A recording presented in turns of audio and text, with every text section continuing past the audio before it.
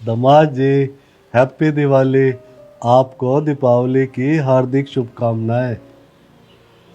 अरे ये क्या, आप ऑफिस जा रहे हैं? आपको रोशनी ने बताया नहीं कि पापा जी आने वाले हैं? नहीं, मुझे रोशनी ने बताया नहीं था कि आप आने वाले हो। वैसे आ गए हो तो अच्छा ही है, पर ये दिवाली का गिफ्ट लेके आए हो क्या आप? हाँ जी। 300-400 का तो लग रहा है, या फिर सेकेंड हैंड लग रहा है। कोई दे कर गया था क्या कोई आपके घर पे? दामाद जी, ये कैसी बातें कर रहे हो? मैं तो अपने मार्केट से खरीद कर लाया हूँ आपके लिए स्पेशल। चलो बढ़िया है, ठीक है, बढ़िया है। चलो दे दो। हाँ, 300-400-500 तक का तो पहुंच ही जाएगा। चलो ठीक है, बढ़िया है।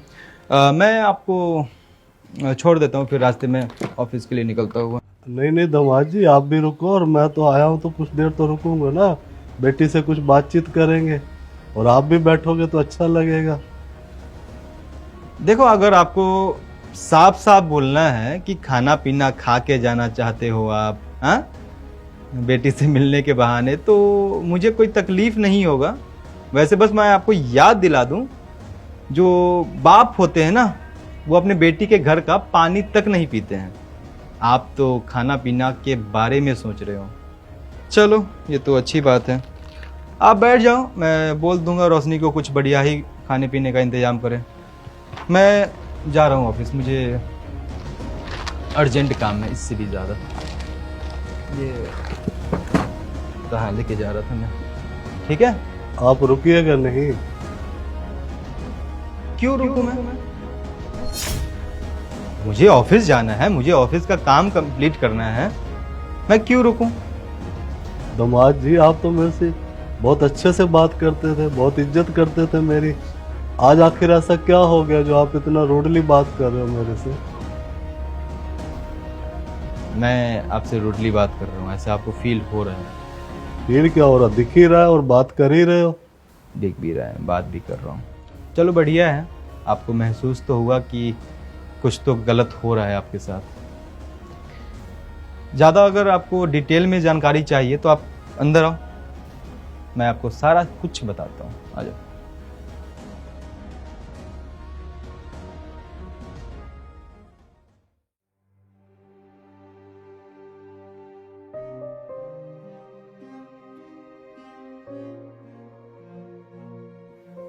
बैठो आप। आंख और कान खोल कर रखना, जो भी आवाजें आए ना, उससे अपना निर्णय निकालना आप कि मैं जो कर रहा था आपके लिए वो सही कर रहा था या गलत कर रहा था।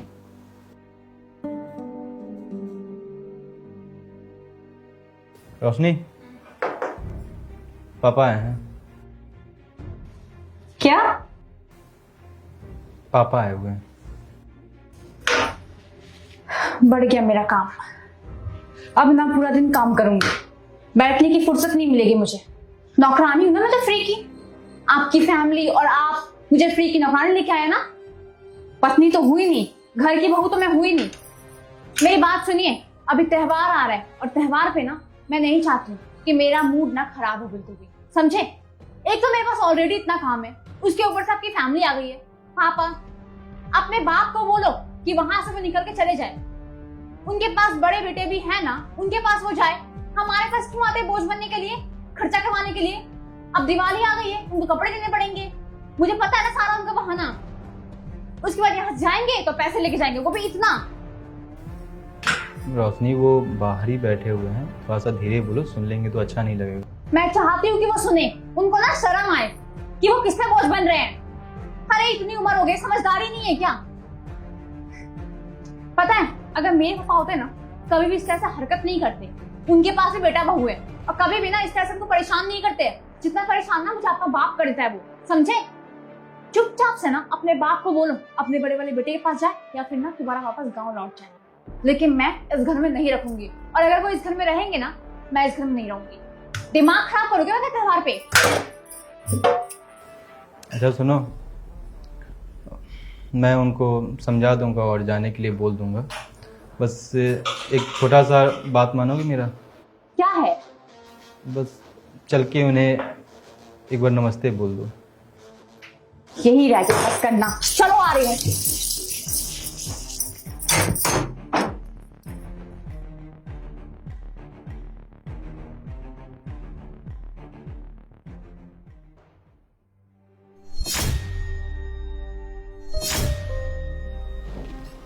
पापा, आप कैसे हैं? आप नमस्ते। और मुझे पता नहीं था कि आप अभी आने वाले हैं, मुझे लगा कि आप शाम को आएंगे। अच्छा हुआ कि आप आ गए, त्योहार का टाइम भी है। अब क्या हुआ, आप गुस्से में लग रहे हैं? घर पे सब ठीक है ना? घर में तो सब ठीक है, पर मुझे यहाँ कोई ठीक नहीं लग रहा। क्यों ससुर जी, कुछ समझ में आ रहा है आपको? जब आपकी बेटी मेरे मम्मी पापा की इज्जत कर ही नहीं सकती है तो मैं कैसे आपकी इज्जत करूं? जो इंसान मेरे मम्मी और पापा का नहीं, वो इंसान मेरा कैसे हो सकता है? और मैं उसके माँ बाप का कैसे हो सकता हूं? उम्मीद करता हूं कि आपको समझ में आ चुका होगा जो मैंने हरकत आपके साथ गेट पे किया है उसका रीजन क्या है। इस दानिश को उस दानिश से यहां तक पहुंचने में कितना वक्त लगा है और उसके पीछे का कारण कौन है, शायद आपको समझ में आ चुका होगा। दामाद जी, मेरी सब समझ में आ रहा है, बस आप थोड़ी देर शांत रहिए, मुझे इससे बात करने दो। आपने मेरे पापा के गेट पे इंसल्ट की थी? अब कितनी हिम्मत कैसे हुई? आपको पता नहीं है वो मेरे पापा है? चुप कर रोशनी। मैंने अपनी कानों से सुन भी लिया और आंखों से देख भी लिया है, तभी मैं सोचूं जो दामाद जी मेरी इतनी इज्जत करते हैं, आज इनका दिमाग उखड़ा उखड़ा क्यों है मेरे प्रति? आज इनका व्यवहार इतना रूढ़ क्यों है मेरे प्रति? और इसकी वजह ना सिर्फ तुम ही हो। पापा, मैं आपकी इंसल्ट नहीं कर रही थी।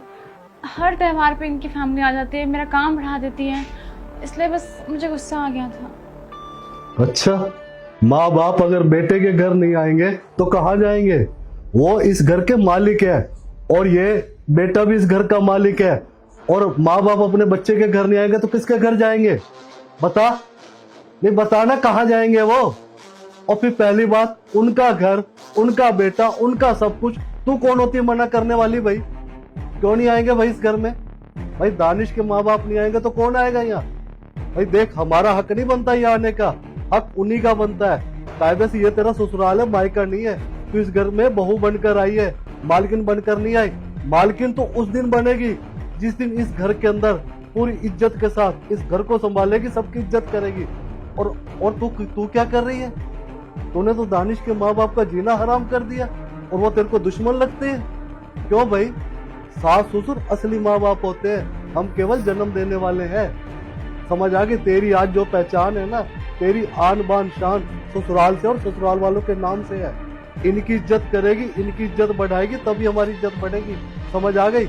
अच्छा एक बात बता, जो तू इसके माँ बाप के साथ कर रही है, अगर यही तेरे भाई भाभी हमारे साथ करें तो कैसा लगेगा तेरे को? नहीं कैसा लगेगा? जब तू ऐसा कर सकती है तो तेरे भाई भाभी क्यों नहीं करेंगे भाई? क्या हमने तेरे को ये संस्कार दिए थे कि शादी के बाद दानिश के माँ बाप का जीना हराम कर दे और इस घर को नरक बना दे? क्या हमने ये संस्कार दिए थे तेरे को? और शादी के बाद ना बेटी की दो परिवारों की जिम्मेदारी होती है, एक तो अपने माँ बाप की पगड़ी को ना नीचे होने दे और एक अपने सास ससुर की पगड़ी को ना नीचे होने दे। और तूने क्या किया पता है? दानिश के पापा ने मेरे से झोली फैला के रिश्ता लिया था। उन्हें पता था हम अच्छे खानदान के लोग हैं तो इनकी बेटी भी अच्छी होगी।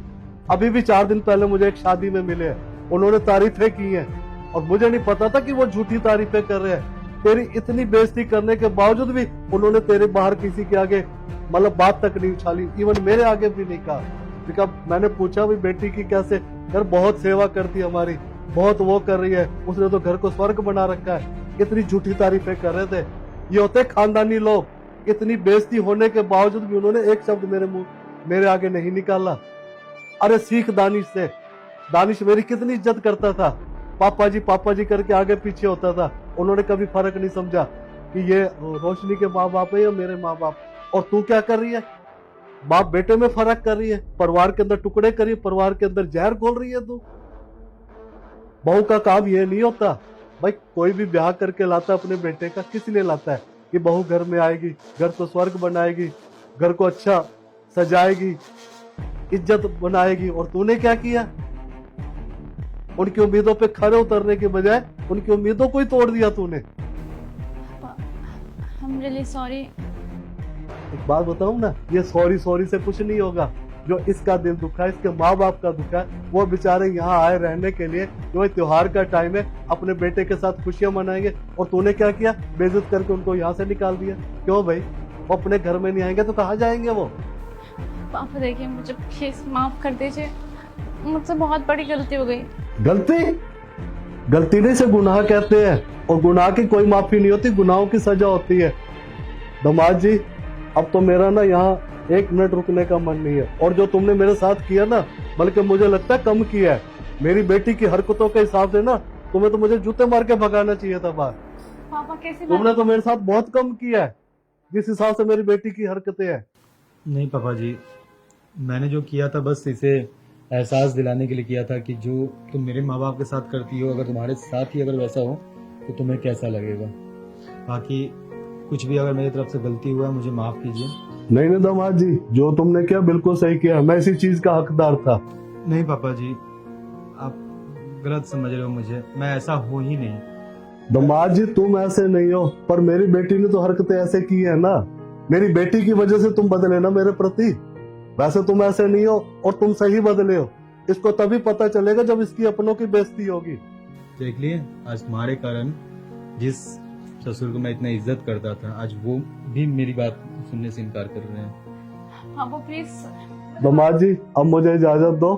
बेटी की हरकतों की वजह से ना मेरा मन रुकने का नहीं है यहाँ।